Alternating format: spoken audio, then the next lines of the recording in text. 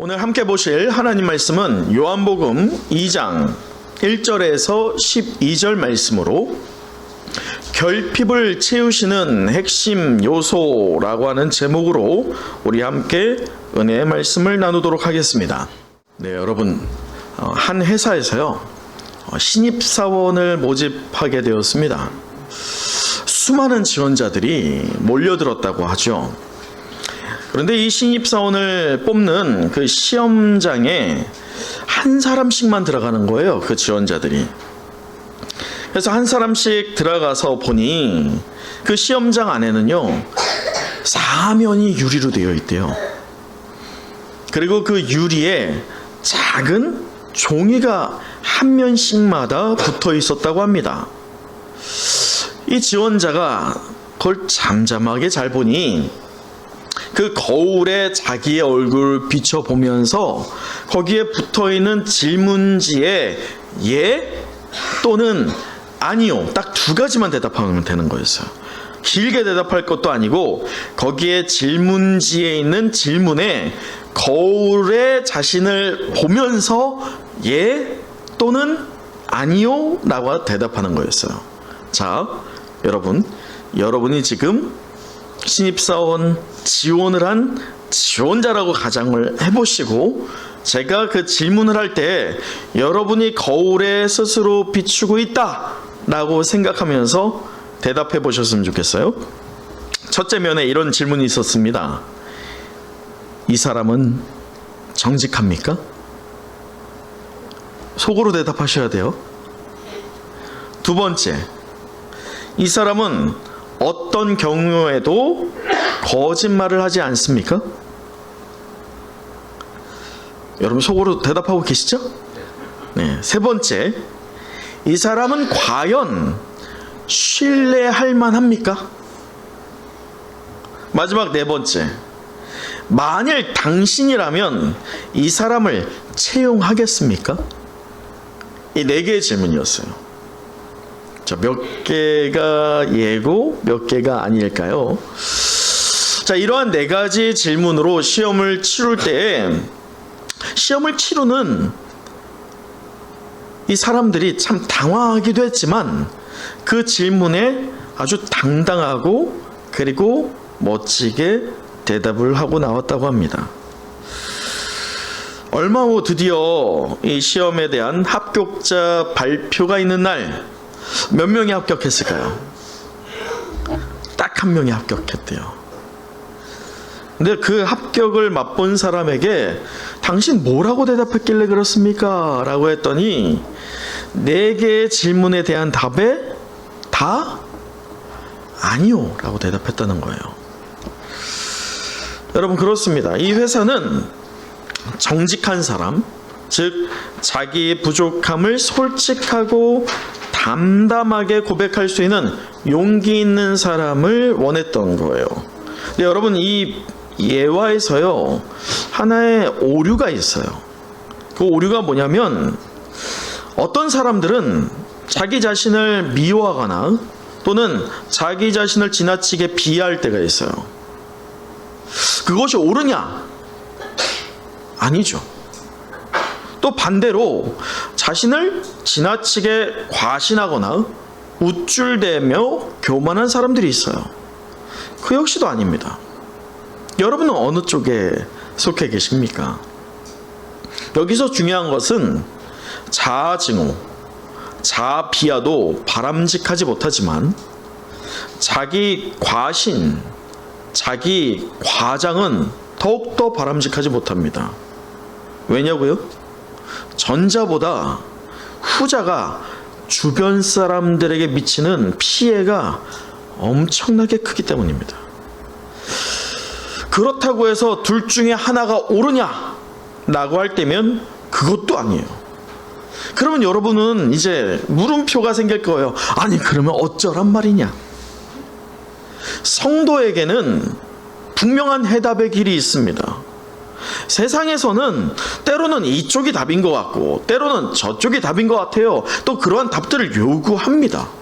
그래서 갈팡질팡하게 돼요. 하지만 성경을 통해서 분명히 하나님은 그리스도가 예수라고 마음으로 믿고 입으로 시인하는 성도들에게는 분명한 답을, 분명한 기준을 제시해 줄 믿습니다. 그 답과 기준이 무엇이냐? 예수 그리스도 앞에 설 때 우리는 우리의 참 모습을 발견할 수 있다는 것입니다. 예수 앞에 설 때 우리의 연약함과 우리의 자존감 높음, 그런 모든 것들이 정화되면서 우리의 진정한 모습을 발견하게 되는 저와 여러분 되시길 간절히 축복합니다. 여러분 기억하세요? 지난주 우리가 결단하면서 무엇을 하자고 했습니까? 말씀에 보톡스를 맞아보며 매일 여러분의 얼굴을 비춰보며 여러분의 인중의 이 인상을 어떻게 하자? 말끔히 피며 화창한 봄날처럼 여러분의 얼굴이 해와 같이 빛나기를 원합니다 라고 했는데, 자, 우리 앞뒤 좌우 보시면서 그 얼굴을 확인하면서 우리 이렇게 반갑게 인사하도록 하죠. 해와 같이 빛나시는군요.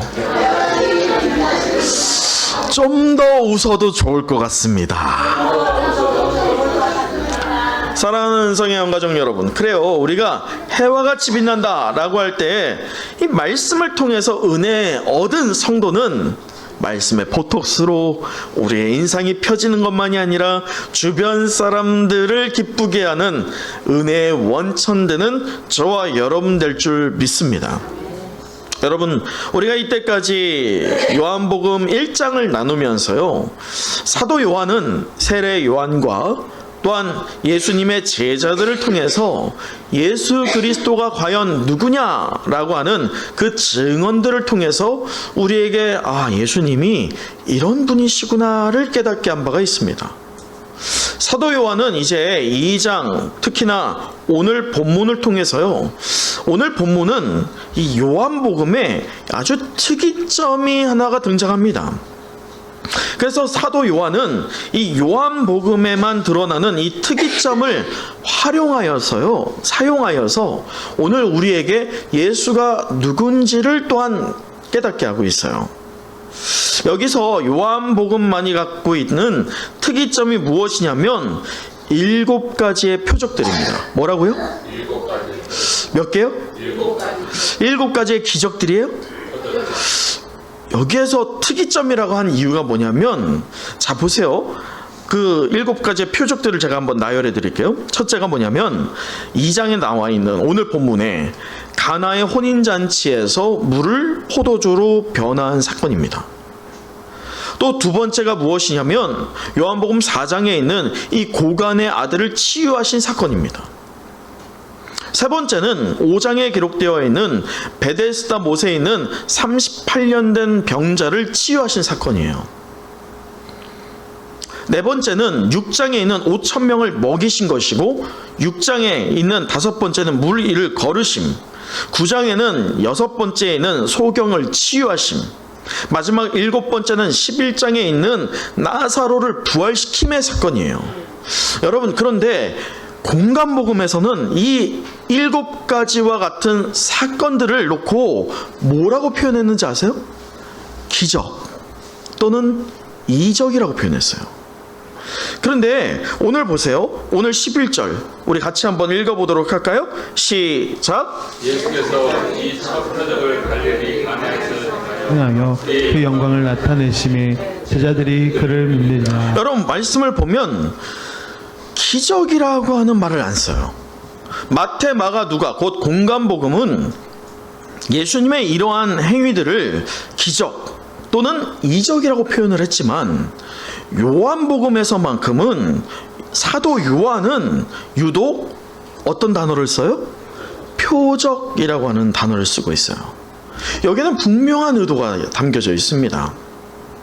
우리가 오해하면 안 될 것은 이적, 기적과 표적은 전혀 다른 의도성이 있어요. 사랑하는 은성의 영가족 여러분, 그렇다면 공간복음이 말하고 있는 기적 또는 이적이 요한복음만이 소개하고 있는 표적과 어떤 차이점이 있을까요? 사도 요한은 이 분명히 어떤 의도성을 가지고 표적이라고 표현했을 것인데, 저는 이 시간에 이 요한복음의 그 특이점이라 일컬어지고 있는 7가지의 표적들을 살펴보면서, 그 첫 번째 표적이죠. 오늘 본문 가나의 표적이에요. 이것을 함께 살펴보면서 사도 요한의 숨은 의도를 함께 찾아보는 시간을 갖고자 합니다. 또한 오늘 본문이 고백하고 있는 예수 그리스도가 과연 우리에게 어떤 분으로 와닿아야 할지에 대한 도전도 함께 해보는 은혜의 시간을 누려봤으면 좋겠습니다. 자, 이제 본문으로 돌아와서 우리가 말씀을 찬찬히 살펴보도록 하죠. 가나의 표적은요, 오늘 본문의 말씀은 짧지만요, 시간적인 배경과 공간적인 배경과 또한 등장인물들이 소개되고 있습니다. 자, 먼저 1절을 보면 이 시간적인 배경이 언급되고 있거든요. 오늘 본문의 1절 함께 읽어보도록 할까요? 자, 시작. 사흘째 되던 날 갈릴리 가나에 혼례가 있어. 자, 지금 뭐라고 하고 있어요? 뭐라고 시작하고 있어요? 사흘째 되던 날. 그렇다면 여기에 이 사흘째 되던 날이 과연 어떤 날부터 기준하여서 사흘째 되는 날이냐? 우리는 이걸 알아야 돼요. 사실 이 부분을 놓고 많은 성경학자들이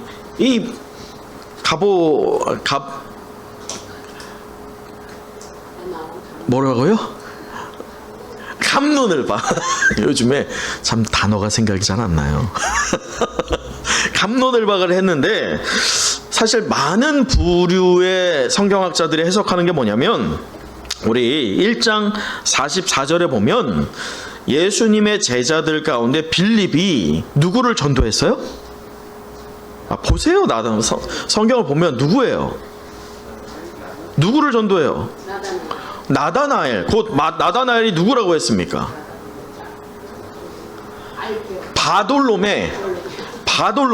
바돌로메가 뭐냐면 바가 뭐예요?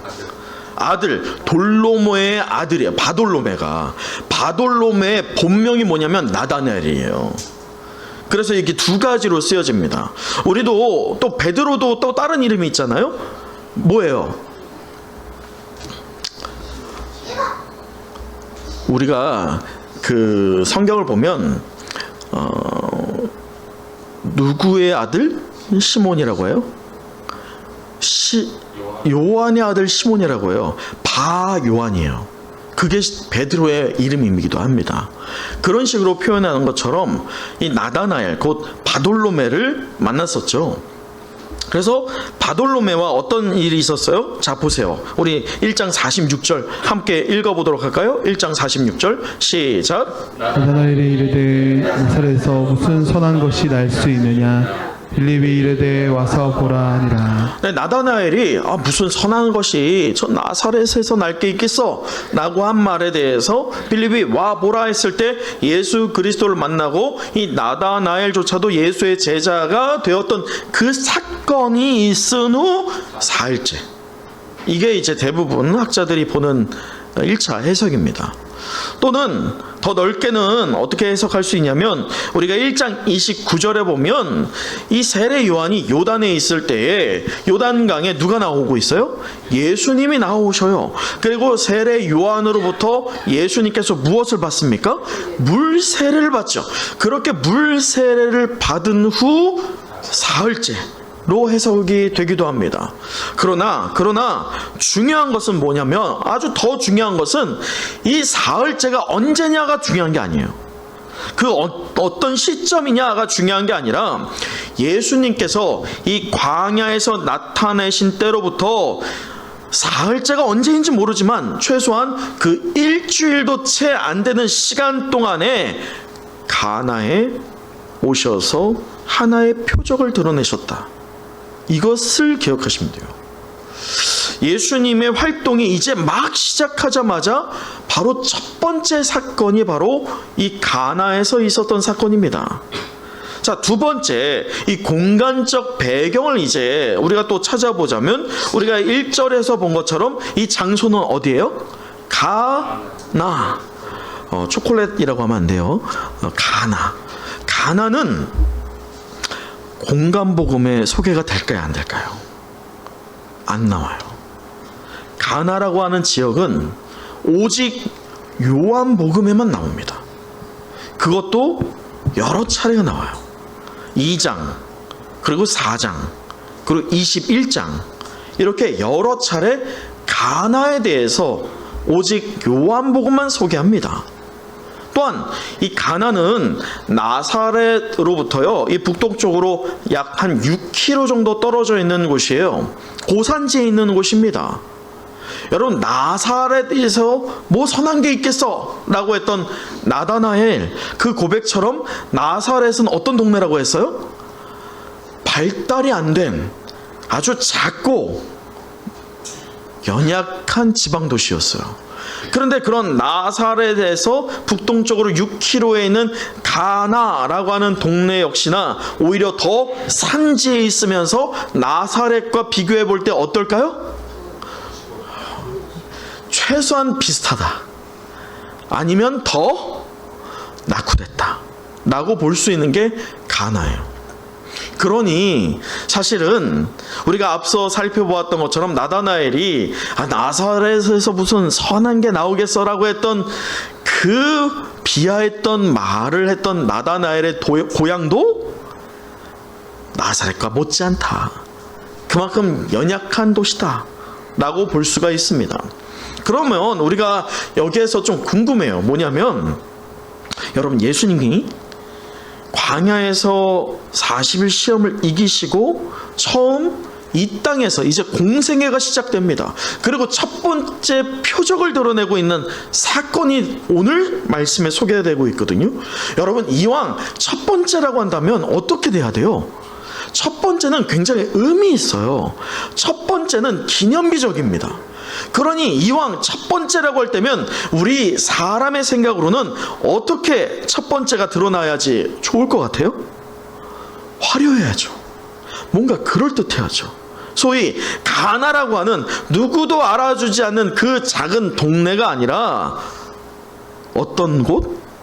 예루살렘, 성전이 있는 곳에서 첫 번째 표적을 일으킬 만한데 예수님은 이 가나라고 하는 지역을 택하고 있어요. 참고로 우리가 앞서 이 나다나엘이 요한복음 21장에 이 가나가 또 표현되고 있다고 했잖아요. 거기에 왜 표현되고 있냐면, 나다나엘을 수식어로 붙이는 게 뭐냐면 가나 사람 나다나엘이라고 표현됩니다. 그러니까 이 나다나엘, 바돌로메가 예수님의 동네에서 멀지 않은 그 가나의 출신이다라는 것을 우리가 알 수 있어요. 자, 이제 세 번째 등장인물을 우리가 살펴볼 차례입니다. 여러분, 바로 이 부분, 이 세 번째 등장인물의 이 부분에서 오늘 이 표적을 통한 사도 요한의 분명한 의도를 찾을 수 있기 때문에 우리는 특별히 더 주의를 기울여서 오늘 말씀을 살펴봐야 할 필요가 있습니다. 자, 보세요. 먼저 1절 다시 한번 읽어보도록 할까요? 첫 번째 주요 등장인물이 나오고 있거든요. 자, 1절 함께 읽어봅니다. 시작. 사흘째 되던 날 갈릴리 가나에 흘레가 있어 예수의 어머니도 거기 계시고. 첫 번째 주요 등장인물, 이 주요 등장인물은 짧게 축약하면 주연 배우입니다. 오늘 말씀에 주연 배우가 있고 조연 배우가 있어요. 주연 배우 가운데 하나가 누구예요? 지금 예수님의 어머니 되는 마리아입니다. 자, 그 다음 주연 배우, 주요 등장인물이 누굴까요? 자, 2절을 보세요. 2절에서 예수와 그 제자들이 등장하네요. 이 제자들이 지금 예수님과 함께 이 혼례에 어떻게 왔어요?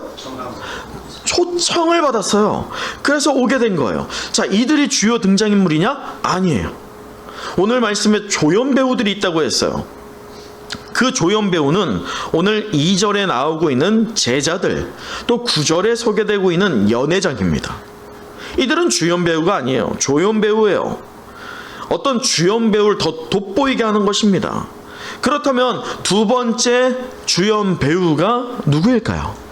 네, 우리가 예전에 제가 한번 말씀을 전했던 바가 있는데 이 본문을 가지고요. 그때 나눴던 정말 주연 배우가 누구냐? 바로 하인들이에요. 왜냐? 여러분, 하인들이 예수님께서 명령한 것을 따라서, 우리가 가나가 어느 지역에 있다고 했어요? 고산 지역이에요. 그럴 때 지금 예수님이 돌 항아리 6개에 물을 부으라고 하는데 어디까지 부으라고 하고 있어요? 아귀까지. 아귀까지가 어디예요? 완전 찰랑찰랑. 거기까지를 붓는 거예요. 근데 이 돌 항아리가 왜 거기 있을까? 돌 항아리는 우리가 이스라엘의 문화에서는 손님들이 오면 제일 직급이 낮은 하인을 통해서 그 손님의 무엇을 시켜요? 발을 닦였죠. 그리고 손을 닦는 것이 이 장로들의 유전이었어요. 그러한 물을 사용하기 위해서 비축해 둔 것이 바로 이 돌 항아리입니다. 근데 문제는 지금 결혼식을 하다 보니 그 돌 항아리의 물들을 손님들을 위해서 이미 소비를 했겠죠.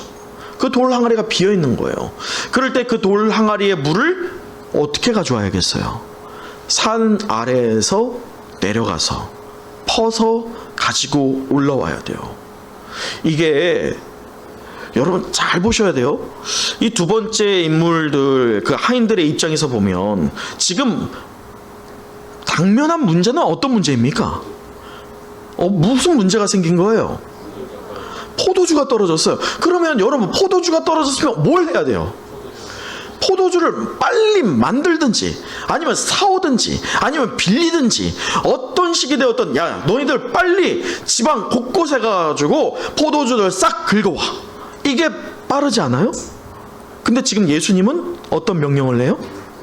물을 떠오라. 근데 그 물이 옆에 수돗물 틀어서 나오는 그런 물이 아니라니까요. 고산 지역이기 때문에 산 아래까지 내려와서 퍼다 올려야 돼요. 그러면 여러분 같으면 그 돌 항아리에 물을 퍼다 나를 때 어느 정도 퍼다 나르겠어요? 저는 단언컨대 아귀까지는 못할 것 같아요. 왜냐하면 한 번 푸다 날릴수록 그 현실에 현타가 올 것 같아. 내가 지금 뭐 하는 거야? 아니 지금 술이 없는데 이거 물을 왜 뜨라는 거야? 이해가 되지 않잖아요. 그런데 순종함으로 이 하인들은 뭘 했어요? 아귀까지 물을 채웠어요. 그리고 그걸 채운 것을 이제 어떻게 해요? 떠다 연회장에게 주라 라고 했더니 그 포도주가 물이 포도주가 변했는데 그 포도주가 앞서 나갔던 포도주보다 훨씬 더 좋은 극상품 포도주였다는 것을 누구만 알아요? 하인들만 알았죠. 그래서 이전에 제가 설교할 때는 이 하인들 같이 우리도 순종이 필요합니다 라고 이야기했던 바가 있습니다. 그런데 오늘 진짜 주연 배우는 따로 있어요. 세 번째 인물입니다. 그 세 번째 인물 찾아보시겠어요? 예수님은 당연하고 예수님을 빼고요. 이 세 번째가요, 의도적으로 가려져 있어요. 숨겨져 있어요. 그런데 오늘 본문을 보면요, 사실 여러분 우리가 어지간히 교회 생활 했다라고 교회에서 좀 방귀 좀 꼈다 라고 하는 분들이라고 하면 오늘 본문 몇 번 보셨어요? 우리 이천수 권사님 오늘 본문 한 몇 번 보셨어요? 한 100번 보셨죠?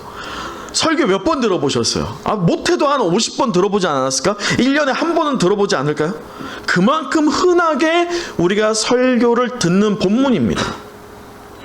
근데 오늘 본문의 말씀을 찬찬히 보면 그냥 믿습니다로 받아들이지 말고 의구심을 가진 채 오늘 본문을 보셔야 돼요. 자 보세요. 우리가 앞서 나누었던 것처럼 가나에서 혼인잔치가 열리고 있어요. 근데 지금 어떤 문제가 생겼어요? 포도주가 떨어졌어요. 이 당시에 이 유대 지역에서는요, 결혼식이 일주일 넘게 열립니다. 그 기간이 왜 필요하냐면 이 결혼식 동안 신랑이 신부를 위해서 집을 구하는 기간이에요. 신혼집을 구하는 기간입니다. 그래서 보통 일주일이 넘어가요.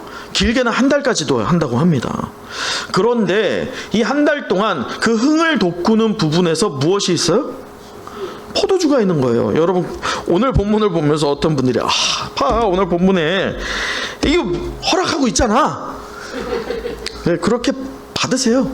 받으셔도 되지 뭐. 이렇게 은혜로 받으셔도 됩니다. 하지만 오늘 본문에 숨겨져 있는 분명한 의도를 우리가 찾아보자고요. 자, 술이 떨어졌어요. 그러면 이 술이 떨어진 가장 문제, 곧 이 술로 인하여서 흥이 깨져서 가장 축복받을 날에 가장 수치를 당할 수 있는 인물이 있다면 그게 누구여야 돼요? 마리아일까요? 오늘 첫 번째 제가 갖는 의구심, 아니 마리아가 뭔데 지금 포도주가 떨어졌다고 예수님께 와서 하소연하고 있냐? 바로 이것입니다. 최소한 예수님이나 예수님의 형제가 결혼해야지 마리아가 이 정도로 나설 만하지 않아요? 근데 이 근거가 별로 없어요. 마리아가 갑자기 생뚱맞게 예수님께 와가지고 신랑도 아니고 신부도 아니고 그 어떤 주최 측도 아닌 마리아가 예수님께 술이 떨어졌다라고 말하고 있는 이게 너무 이상해요. 여러분 이상하지 않으세요? 또 두 번째, 자, 제가 갖는 의구심이 또 뭐냐? 자, 말씀에서 5절이에요. 우리 5절 함께 읽어보도록 할까요? 자, 시작. 그의 어머니가 하인들에게 이르되 너희에게 무슨 말씀을 하시든지 그대로 하라 하니라. 자, 보세요. 지금 가나의 혼인잔치의 혼인집이 지금 마리아의 집이에요? 아니에요? 아니에요. 마리아의 집은 어디예요? 나사렛. 예수님의 집은 나사렛이에요. 근데 지금 가나의 혼인잔치를 열고 있는 그 집의 하인들에게 마치 주인인 것이냐 마리아가 뭐하고 있어요? 명령을 내리고 있어요. 이게 가당치 않은 일이잖아요. 이게 이해가 되세요?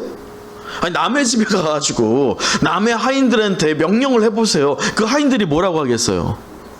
뭐야, 이렇게 하지 않겠어요? 아니, 다만 예수님의 어머니라고 해가지고 이 하인들이 순종하겠냐고요. 하인이라고 한다면 누구의 명령에 순종해야 돼요? 주인의 명령이잖아요.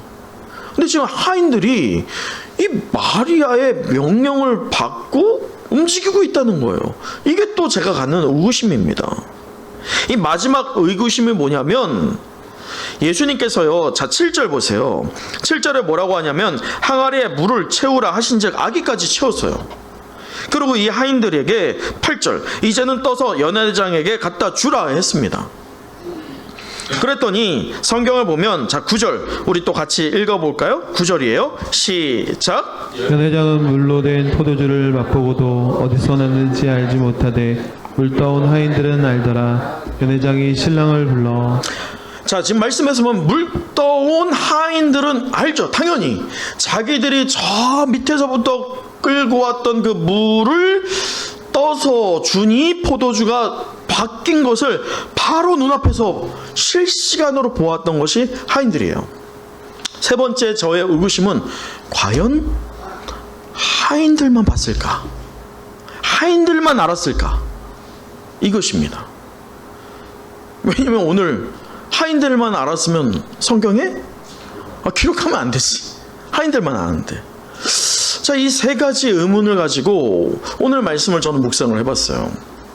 그럴 때 이 몇 가지 의문을 풀 수 있는 실마리는 이 가나 표적 사건의 그 마지막 주요 등장인물, 곧 그 마지막 감추어져 있는 주연 배우가 누구냐를 찾을 때 단번에 다 해결이 됩니다.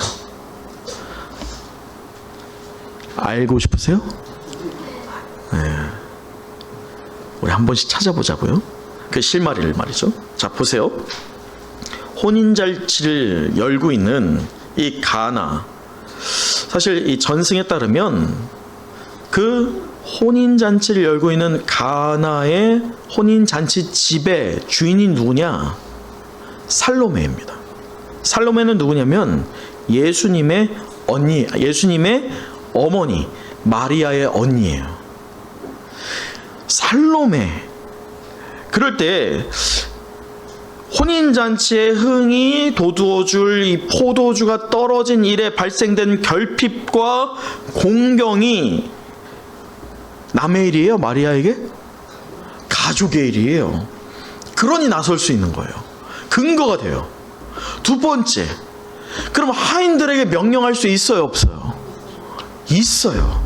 제가 생각할 때는 충분히 이 전후 맥락을 따져보면 살로메와 마리아의 관계가 친했을까요? 안 친했을까요? 매우 친했다. 왜냐하면 나중에 우리가 공간복음을 보면 예수님을 따르는 무리의 여인들이 있습니다. 그 여인들 가운데 당연히 예수님의 어머니 되는 마리아도 있지만 또 누가 항상 따라다니냐면 바로 이 살로메입니다.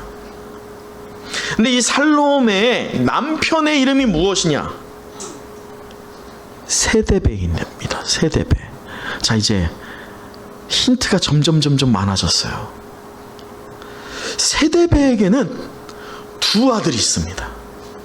그 두 아들의 별명이 있어요. 마가복음을 볼 때 그 두 아들을 향하여서 보아너게라고 별명을 지었습니다. 그 보아너게는 뭐냐면 우레의 아들들, 곧 그들의 성정이 불같았어요. 그래서 우레의 아들들이라고 하는 별명이 붙었던 것이 이 세데베의 아들들입니다. 그럴 때 이 살로메가 예수님을 향하여서 부탁하기를, 예수님, 나의 아들들이 하나는 당신의 우편에 하나는 당신의 좌편에 앉게 해달라고 했던 바가 있습니다. 그래요. 오늘 이 세데베의 두 아들 가운데 한 명이자 오늘 가나의 혼인잔치의 신랑으로서 포도주가 떨어진 일로 발생된 결핍과 공경의 상황을 가장 피부로 느꼈고, 9절에서 밝히듯이 연회장으로부터 그대는 지금까지 좋은 포도주를 주었다라고 칭찬을 받은 마지막 숨겨져 있었던 그 주요 등장인물이 누구예요? 그게 오늘 신랑 되는 사도 요한이에요. 지난주에도 사도 요한이 의도적으로 자신을 가렸다라고 했던 것을 우리가 보았던 바가 있어요. 오늘 본문도 똑같습니다.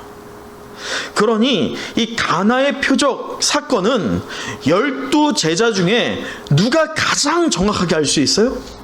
요한밖에 없어요. 근데 요한이 바라봤던 이 사건은 기적의 사건이 아니었던 거예요.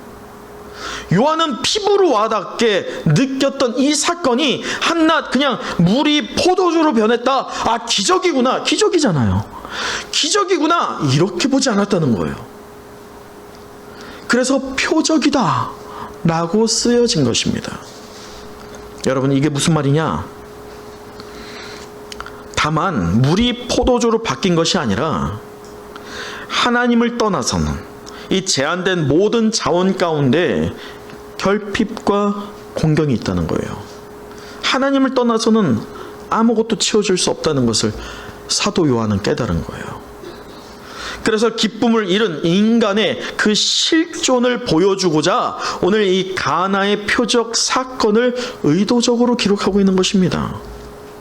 여러분, 또한 이 요한은 가나의 표적 사건을 통해서요, 이 수치와 불평으로 가득 찰 수 있었던 이 잔치가 예수님으로 인해서, 곧 진정한 포도주, 물이 포도주로 인해서 이 무사람들은 그 포도주를 즐겼지만 이 표적 사건이다라고 느끼는 이들은 포도주 되시는 예수 그리스도, 곧 보혈을 장차 흘려주시고 그 보혈의 피로 구원을 얻게 된 성도들은 예수 그리스도를 참되게 만나는 사건이었어요.